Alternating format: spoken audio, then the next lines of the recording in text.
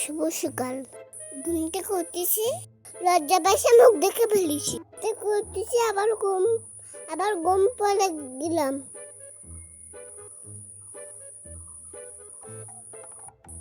মা চুল আসলে যাচ্ছে, আবার ঘুম পাচ্ছে, আবার ঘুমাই পড়লাম।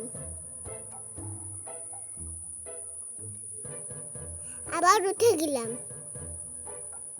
দাঁত বিরাস করতে করতে আবারও ঘুমাই গেলাম।